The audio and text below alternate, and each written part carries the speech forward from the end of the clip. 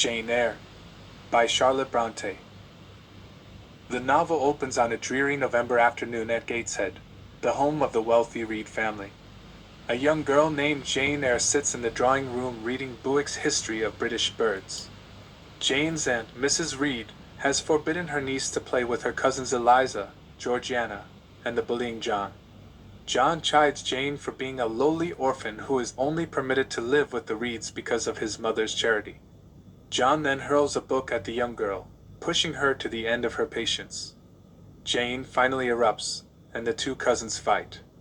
Mrs. Reed holds Jane responsible for the scuffle and sends her to the Red Room, the frightening chamber in which her Uncle Reed died, as punishment. Two servants, Miss Abbott and Bessie Lee, escort Jane to the Red Room, and Jane resists them with all of her might. Once locked in the room, Jane catches a glimpse of her ghastly figure in the mirror, and shocked by her meager presence, she begins to reflect on the events that have led her to such a state. She remembers her kind Uncle Reed bringing her to Gateshead after her parents' death, and she recalls his dying command that his wife promised to raise Jane as one of her own. Suddenly, Jane is struck with the impression that her Uncle Reed's ghost is in the room, and she imagines that he has come to take revenge on his wife for breaking her promise. Jane cries out in terror, but her aunt believes that she is just trying to escape her punishment, and she ignores her pleas. Jane faints in exhaustion and fear. When she wakes, Jane finds herself in her own bedroom, in the care of Mr. Lloyd, the family's kind apothecary. Bessie is also present, and she expresses disapproval of her mistress's treatment of Jane. Jane remains in bed the following day, and Bessie sings her a song. Mr. Lloyd speaks with Jane about her life at Gateshead, and he suggests to Jane's aunt that the girl be sent away to school, where she might find happiness. Jane is cautiously excited at the possibility of leaving Gateshead. Soon after her own reflections on the past in the Red Room, Jane learns more of her history when she overhears a conversation between Bessie and Miss Abbott. Jane's mother was a member of the wealthy Reed family, which strongly disapproved of Jane's father, an impoverished clergyman. When they married, Jane's wealthy maternal grandfather wrote his daughter out of his will. Not long after Jane was born, Jane's parents died from typhus, which Jane's father contracted while caring for the poor. About 2 months have passed, and Jane has been enduring even crueler treatment from her aunt and cousins while anxiously waiting for the arrangements to be made for her schooling. Now Jane is finally told she may attend the girls' school Lowood, and she is introduced to Mr. Brocklehurst, the stern-faced man who runs the school. Mr. Brocklehurst abrasively questions Jane about religion, and he reacts with indignation when she declares that she finds the Psalms uninteresting. Jane's aunt warns Mr. Brocklehurst that the girl also has a propensity for lying, a piece of information that Mr. Brocklehurst says he intends to publicize to Jane's teachers upon her arrival. When Mr. Brocklehurst leaves, Jane is so hurt by her aunt's accusation that she cannot stop herself from defending herself to her aunt. Mrs. Reed, for once, seems to concede defeat. Shortly thereafter, Bessie tells Jane that she prefers her to the Reed children. Before Jane leaves for school, Bessie tells her stories and sings her lovely songs. 4 days after meeting Mr. Brocklehurst, Jane boards the 6 a.m. coach and travels alone to Lowood. When she arrives at the school, the day is dark and rainy, and she is led through a grim building that will be her new home. The following day, Jane is introduced to her classmates and learns the daily routine, which keeps the girls occupied from before dawn until dinner. Miss Temple, the superintendent of the school, is very kind, while one of Jane's teachers, Miss Scatcherd, is unpleasant, particularly in her harsh treatment of a young student named Helen Burns. Jane and Helen befriend one another, and Jane learns from Helen that Lowood is a charity school maintained for female orphans, which means that the Reeds have paid nothing to put her there. She also learns that Mr. Brocklehurst oversees every aspect of its operation. Even Miss Temple must answer to him. On Jane's second morning at Lowood, the girls are unable to wash, as the water in their pitchers is frozen. Jane quickly learns that life at the school is harsh.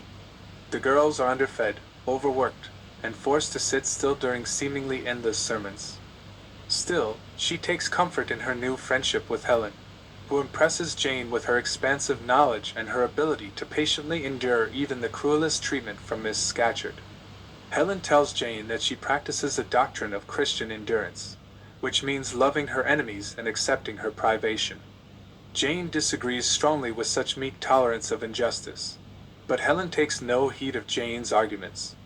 Helen is self-critical only because she sometimes fails to live up to her ascetic standards. She believes that she is a poor student and chastises herself for daydreaming about her home and family when she should be concentrating on her studies.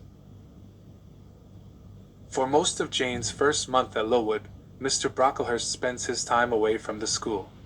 When he returns, Jane becomes quite nervous because she remembers his promise to her aunt, Mrs. Reed, to warn the school about Jane's supposed habit of lying. When Jane inadvertently drops her slate in Mr. Brocklehurst's presence, he is furious and tells her she is careless. He orders Jane to stand on a stool while he tells the school that she is a liar, and he forbids the other students to speak to her for the rest of the day. Helen makes Jane's day of humiliation endurable by providing her friend with silent consolation. She covertly smiles at Jane every time she passes by. Finally, at 5 o'clock, the students disperse, and Jane collapses to the floor. Deeply ashamed, she is certain that her reputation at Lowood has been ruined, but Helen assures her that most of the girls felt more pity for Jane than revulsion at her alleged deceitfulness. Jane tells Miss Temple that she is not a liar, and relates the story of her tormented childhood at Gateshead. Miss Temple seems to believe Jane, and writes to Mr. Lloyd requesting confirmation of Jane's account of events. Miss Temple offers Jane and Helen tea and seed cake, endearing herself even further to Jane. When Mr. Lloyd's letter arrives and corroborates Jane's story, Miss Temple publicly declares Jane to be innocent. Relieved and contented, Jane devotes herself to her studies. She excels at drawing and makes progress in French. In the spring, life at Lowood briefly seems happier, but the damp forest dell in which the school resides is a breeding ground for typhus, and in the warm temperatures more than half the girls fall ill with the disease. Jane remains healthy and spends her time playing outdoors with a new friend, Mary and Wilson. Helen is sick, but not with typhus. Jane learns the horrific news that her friend is dying of consumption. One evening, Jane sneaks into Miss Temple's room to see Helen one last time. Helen promises Jane that she feels little pain and is happy to be leaving the world's suffering behind. Jane takes Helen into her arms, and the girls fall asleep. During the night, Helen dies.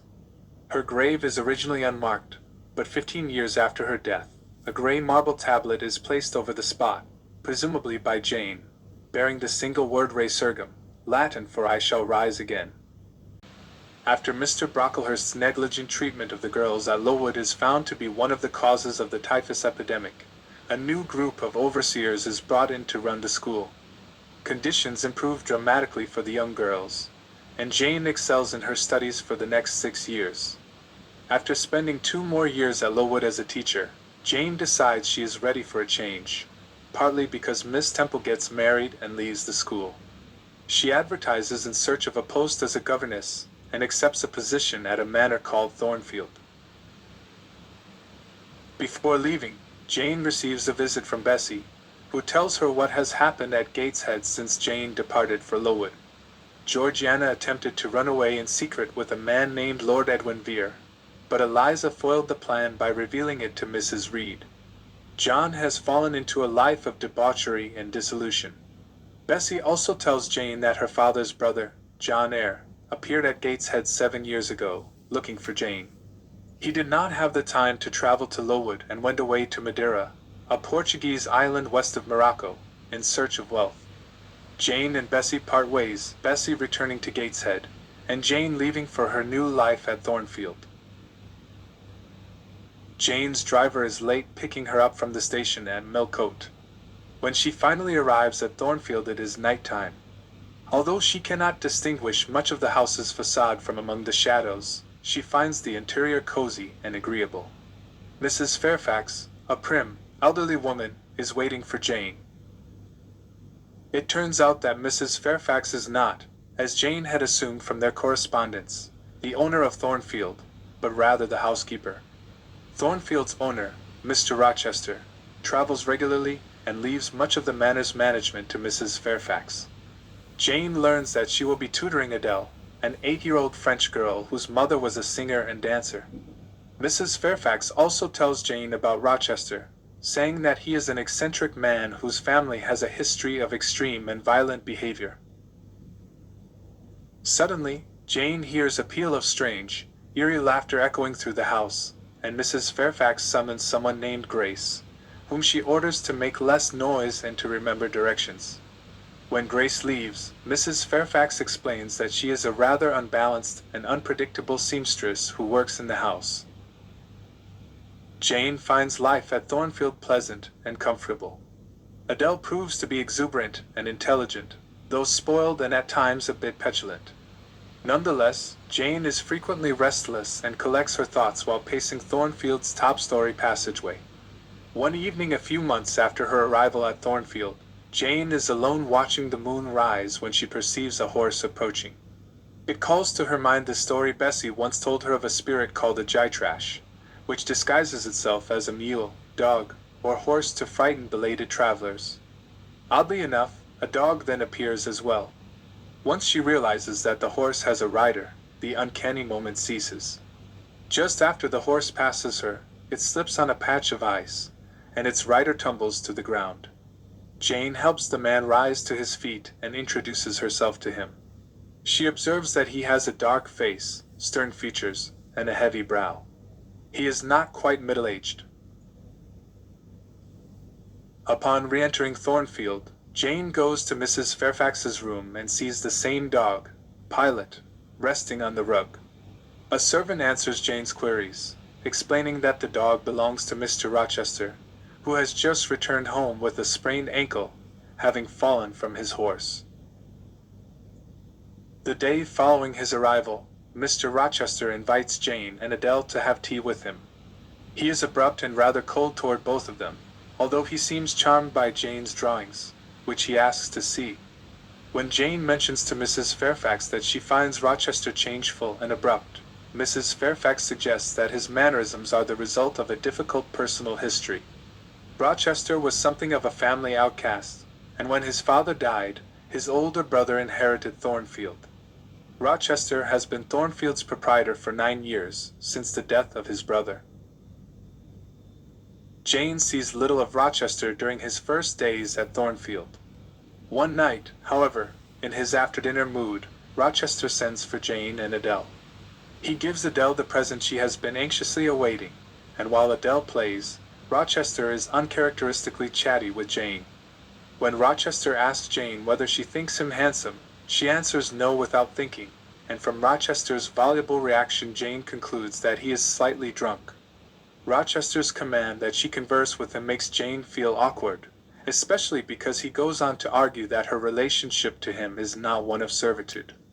Their conversation turns to the concepts of sin, forgiveness, and redemption. When Adele mentions her mother, Jane is intrigued, and Rochester promises to explain more about the situation on a future occasion. A while later, Rochester fulfills his promise to Jane to tell her about his and Adele's pasts. He had a long affair with Adele's mother, the French singer and dancer named Céline Varens. When he discovered that Céline was engaged in relations with another man, Rochester ended the relationship. Rochester has always denied Céline's claim that Adele is his daughter, noting that the child looks utterly unlike him. Even so, when Céline abandoned her daughter, Rochester brought Adele to England so that she would be properly cared for.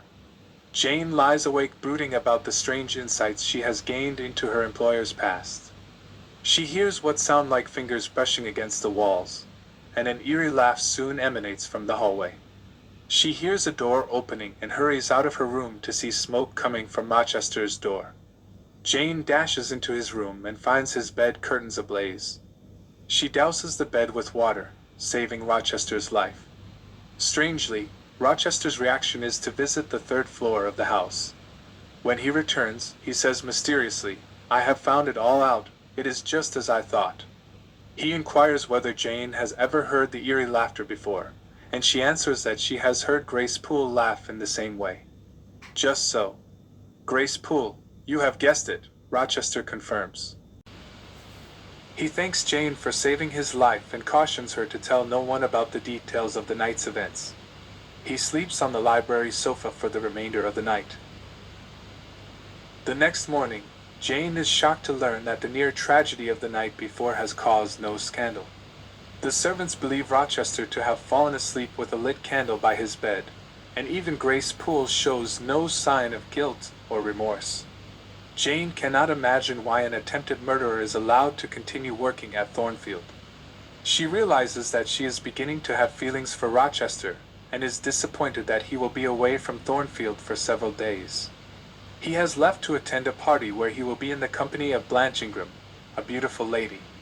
Jane scolds herself for being disappointed by the news, and she resolves to restrain her flights of imaginative fancy by comparing her own portrait to one she has drawn of Blanche Ingram, noting how much plainer she is than the beautiful Blanche.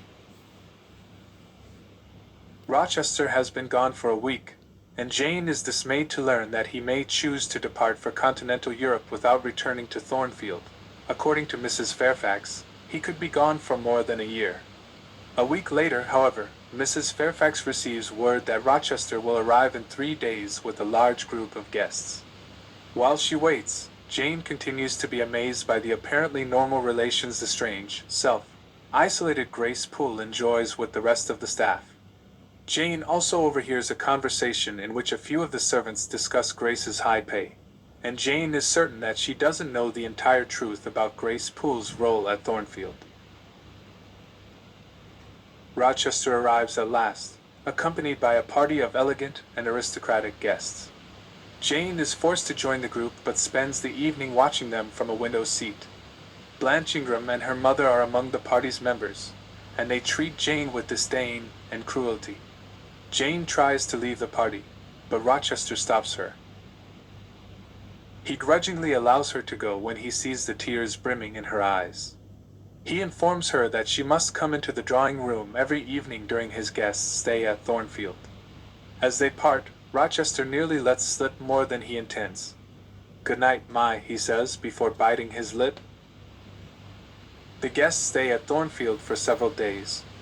Rochester and Blanche compete as a team at charades. From watching their interaction, Jane believes that they will be married soon, though they do not seem to love one another. Blanche would be marrying Rochester for his wealth, and he for her beauty and her social position. One day, a strange man named Mr. Mason arrives at Thornfield. Jane dislikes him at once because of his vacant eyes and his slowness, but she learns from him that Rochester once lived in the West Indies, as he himself has done. One evening, a gypsy woman comes to Thornfield to tell the guests' fortunes. Blanche Ingram goes first, and when she returns from her talk with the gypsy woman, she looks keenly disappointed. Jane goes into the library to have her fortune read, and after overcoming her skepticism, she finds herself entranced by the old woman's speech. The gypsy woman seems to know a great deal about Jane, and tells her that she is very close to happiness. She also says that she told Blanche Ingram that Rochester was not as wealthy as he seemed, thereby accounting for Blanche's sullen mood. As the woman reads Jane's fortune, her voice slowly deepens, and Jane realizes that the gypsy is Rochester in disguise. Jane reproaches Rochester for tricking her and remembers thinking that Grace Poole might have been the gypsy. When Rochester learns that Mr. Mason has arrived, he looks troubled.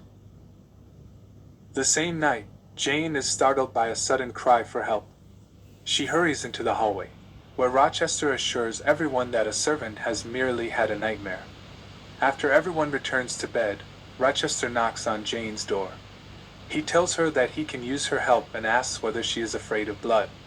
He leads her to the 3rd story of the house and shows her Mr. Mason, who has been stabbed in the arm. Rochester asks Jane to stanch the wound and then leaves, ordering Mason and Jane not to speak to one another. In the silence, Jane gazes at the image of the apostles and Christ's crucifixion that is painted on the cabinet across from her. Rochester returns with a surgeon, and as the men tend to Mason's wounds, Rochester sends Jane to find a potion downstairs. He gives some of it to Mason, saying that it will give him heart for an hour. Once Mason is gone, Jane and Rochester stroll in the orchard, and Rochester tells Jane a hypothetical story about a young man who commits a capital error in a foreign country and proceeds to lead a life of dissipation in an effort to obtain relief. The young man then hopes to redeem himself and live morally with a wife, but convention prevents him from doing so. He asks whether the young man would be justified in overleaping an obstacle of custom. Jane's reply is that such a man should look to God for his redemption, not to another person. Rochester, who obviously has been describing his own situation, asks Jane to reassure him that marrying Blanche would bring him salvation. He then hurries away before she has a chance to answer. Jane has heard that it is a bad omen to dream of children, and now she has dreams on 7 consecutive nights involving babies. She learns that her cousin John Reed has committed suicide, and that her aunt, Mrs. Reed, has suffered a stroke and is nearing death. Jane goes to Gateshead, where she is reunited with Bessie. She also sees her cousins Eliza and Georgiana. Eliza is plain and plans to enter a convent, while Georgiana is as beautiful as ever. Ever since Eliza ruined Georgiana's hopes of eloping with a young man, the two sisters have not gotten along. Jane tries to patch things up with Mrs. Reed, but the old woman is still full of hostility toward her late husband's favorite. One day, Mrs. Reed gives Jane a letter from her father's brother, Jane Eyre. He declares that he wishes to adopt Jane and bequeath her his fortune. The letter is 3 years old. Out of malice, Mrs. Reed did not forward it to Jane when she received it. In spite of her aunt's behavior, Jane tries once more to smooth relations with the dying woman. But Mrs. Reed refuses, and, at midnight, she dies. Jane remains at Gateshead for a month because Georgiana dreads being left alone with Eliza, with whom she does not get along. Eventually, Georgiana goes to London to live with her uncle, and Eliza joins a convent in France. Jane tells us that Eliza eventually becomes the mother superior of her convent, while Georgiana marries a wealthy man. At Gateshead, Jane receives a letter from Mrs. Fairfax, which says that Rochester's guests have departed and that Rochester has gone to London to buy a new carriage, a sure sign of his intention to marry Blanche. As Jane travels toward Thornfield, she anxiously anticipates seeing Rochester again, and yet she worries about what will become of her after his marriage. To her surprise, as she walks from the station at Millcote, Jane encounters Rochester. When he asks her why she has stayed away from Thornfield so long, she replies, still a bit bewildered, "I have been with my aunt, sir, who is dead." Rochester asks Jane whether she has heard about his new carriage, and he tells her, "You must see the carriage, Jane, and tell me if you don't think it will suit Mrs. Rochester exactly." After a few more words together, Jane surprises herself by expressing the happiness she feels in Rochester's presence. "I am strangely glad to get back again to you, and wherever you are is my home, my only home." Back at the manor, Mrs. Fairfax, Adele, and the servants greet Jane warmly. After a blissful 2 weeks, Jane encounters Rochester in the gardens. He invites her to walk with him, and Jane, caught off guard, accepts. Rochester confides that he has finally decided to marry Blanche Ingram and tells Jane that he knows of an available governess position in Ireland that she could take. Jane expresses her distress at the great distance that separates Ireland from Thornfield. The two seat themselves on a bench at the foot of the chestnut tree, and Rochester says, "We will sit there in peace tonight, though we should never more be destined to sit there together." He tells Jane that he feels as though they are connected by a cord of communion. Jane sobs, "For I could repress what I endured no longer," she tells us, "I was obliged to yield." Jane confesses her love for Rochester, and to her surprise, he asks her to be his wife. She suspects that he is teasing her, but he convinces her otherwise by admitting that he only brought up marrying Blanche in order to arouse Jane's jealousy. Convinced and elated, Jane accepts his proposal. A storm breaks, and the newly engaged couple hurries indoors through the rain. Rochester helps Jane out of her wet coat, and he seizes the opportunity to kiss her. Jane looks up to see Mrs. Fairfax watching, astonished. That night, a bolt of lightning splits the same chestnut tree under which Rochester and Jane had been sitting that evening. Preparations for Jane and Rochester's wedding do not run smoothly. Mrs. Fairfax treats Jane coldly because she doesn't realize that Jane was already engaged to Rochester when she allowed him to kiss her. But even after she learns the truth, Mrs. Fairfax maintains her disapproval of the marriage. Jane feels unsettled, almost fearful, when Rochester calls her by what will soon be her name, Jane Rochester. Jane explains that everything feels impossibly ideal, like a fairy tale or a daydream. Rochester certainly tries to turn Jane into a Cinderella-like figure. He tells her he will dress her in jewels and in finery befitting her new social station, at which point Jane becomes terrified and self-protective. She has a premonitory feeling that the wedding will not happen, and she decides to write her uncle, John Eyre, who is in Madeira. Jane reasons that if John Eyre were to make her his heir, her inheritance might put her on more equal footing with Rochester, which would make her feel less uncomfortable about the marriage. The night before her wedding, Jane waits for Rochester, who has left Thornfield for the evening. She grows restless and takes a walk in the orchard, where she sees the now split chestnut tree. When Rochester arrives, Jane tells him about strange events that have occurred in his absence. The preceding evening, Jane's wedding dress arrived, and underneath it was an expensive veil, Rochester's wedding gift to Jane. In the night, Jane had a strange dream, in which a little child cried in her arms as Jane tried to make her way toward Rochester on a long, winding road. Rochester dismisses the dream as insignificant, but then she tells him about a second dream. This time, Jane loses her balance, and the child falls from her knee. The dream was so disturbing that it roused Jane from her sleep, and she perceived a form rustling in her closet. It turned out to be a strange, savage-looking woman, who took Jane's veil and tore it in two. Rochester tells her that the woman must have been Grace Poole and that what she experienced was really half dream, half reality. He tells her that he will give her a full explanation of events after they have been married for 1 year and 1 day. Jane sleeps with Adele for the evening and cries because she will soon have to leave the sleeping girl. Sophie helps Jane dress for the wedding, and Rochester and Jane walk to the church. Jane notes a pair of strangers reading the headstones in the churchyard cemetery. When Jane and Rochester enter the church, the two strangers are also present. When the priest asks if anyone objects to the ceremony, one of the strangers answers, "The marriage cannot go on. I declare the existence of an impediment." Rochester attempts to proceed with the ceremony, but the stranger explains that Rochester is already married.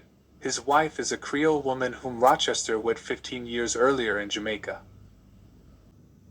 The speaker explains that he is a solicitor from London, and he introduces himself as Mr. Briggs. He produces a signed letter from Richard Mason affirming that Rochester is married to Mason's sister, Bertha. Mr. Mason himself then steps forward to corroborate the story. After a moment of inarticulate fury, Rochester admits that his wife is alive and that in marrying Jane he would have been knowingly taking a second wife. No one in the community knows of his wife because she is mad, and Rochester keeps her locked away under the care of Grace Poole, but he promises them all, Jane is completely ignorant of Bertha's existence. He orders the crowd to come to Thornfield to see her, so that they may understand what impelled him to his present course of action. After falling asleep for a short while, Jane awakes to the realization that she must leave Thornfield. When she steps out of her room, she finds Rochester waiting in a chair on the threshold. To Rochester's assurances that he never meant to wound her, and to his pleas of forgiveness, Jane is silent, although she confides to the reader that she forgave him on the spot. Jane suddenly feels faint, and Rochester carries her to the library to revive her. He then offers her a new proposal, to leave England with him for the south of France, where they will live together as husband and wife. Jane refuses, explaining that no matter how Rochester chooses to view the situation, she will never be more than a mistress to him while Bertha is alive. Rochester realizes that he must explain why he does not consider himself married, and he launches into the story of his past. Unwilling to divide his property, Rochester's father left his entire estate to his other son, Roland, and sent Rochester to Jamaica to marry Bertha, who was to inherit a massive fortune, £30,000. Bertha was beautiful, and although she and Rochester spent hardly any time alone, the stimulated, dazzled, and ignorant youth believed himself to be in love and agreed to the marriage. Shortly after the wedding, Rochester learned that Bertha's mother was not, as he had been led to believe, dead, but mad and living in an insane asylum. Bertha's younger brother was a mute idiot. Rochester's father and brother had known about the family's unpromising genetic legacy, but they had promoted the marriage for the sake of the money. Bertha soon revealed herself to be coarse, perverse, and prone to violent outbreaks of temper and unhealthy indulgences. These excesses only hastened the approach of what had been lurking on her horizon already: absolute madness. By this time, Rochester's father and brother had died, so Rochester found himself all alone with a maniacal wife and a huge fortune. He considered killing himself, but returned to England instead. He resolved to place Bertha at Thornfield Hall in safety and comfort, to shelter her degradation with secrecy, and leave her. Rochester then drifted around the continent from one city to the next, always in search of a woman to love. When he was met with disappointment, he sank into debauchery. He was always disappointed with his mistresses, because they were, as he puts it, the next worst thing to buying a slave. Then he met Jane. Rochester retells the story of their introduction from his point of view, telling her that she enchanted him from the start. Jane feels torn. She doesn't want to condemn Rochester to further misery, and a voice within her asks, "Who in the world cares for you?" Jane wonders how she could ever find another man who values her the way Rochester does, and whether, after a life of loneliness and neglect, she should leave the first man who has ever loved her. Yet her conscience tells her that she will respect herself all the more if she bears her suffering alone, and does what she believes to be right. She tells Rochester that she must go, but she kisses his cheek and prays aloud for God to bless him as she departs. That night, Jane has a dream in which her mother tells her to flee temptation. She grabs her purse, sneaks down the stairs, and leaves Thornfield. Riding in a coach, Jane quickly exhausts her meager money supply and is forced to sleep outdoors. She spends much of the night in prayer, and the following day she begs for food or a job in the nearby town. No one helps her, except for one farmer who is willing to give her a slice of bread. After another day, Jane sees a light shining from across the moors. Following it, she comes to a house. Through the window, Jane sees two young women studying German while their servant knits. From their conversation, Jane learns that the servant is named Hannah and that the graceful young women are Diana and Mary. The three women are waiting for someone named St. Jane knocks on the door, but Hannah refuses to let her in. Collapsing on the doorstep in anguish and weakness, Jane cries, "I can but die, and I believe in God. Let me try to wait His will in silence." A voice answers, "All men must die, but all are not condemned to meet a lingering and premature doom, such as yours would be if you perished here of want." The voice belongs to St. who brings Jane into the house. He is the brother of Diana and Mary, and the three siblings give Jane food and shelter. They ask her some questions, and she gives them a false name, Jane Elliot. After she is taken in by the Rivers siblings, Jane spends 3 days recuperating in bed. On the 4th day, she feels well again and follows the smell of baking bread into the kitchen, where she finds Hannah. Jane criticizes Hannah for judging her unfairly when she asked for help, and Hannah apologizes. Hannah tells the story of Mr. Rivers, the siblings' father, who lost most of the family fortune in a bad business deal. In turn, Diana and Mary were forced to work as governesses. They are only at Marsh End, or Moor House, now because their father died 3 weeks ago. Jane then relates some of her own story and admits that Jane Elliot is not her real name. St. Jean promises to find her a job. Jane befriends Diana and Mary, who admire her drawings and give her books to read. St. Jean, on the other hand, remains distant and cold, although he is never unkind. After a month, Diana and Mary must return to their posts as governesses. St. Jean has found a position for Jane, running a charity school for girls in the town of Morton. Jane accepts, but St. Jean presumes that she will soon leave the school out of restlessness, perhaps because he himself is quite restless. His sisters suspect he will soon leave England for a missionary post overseas.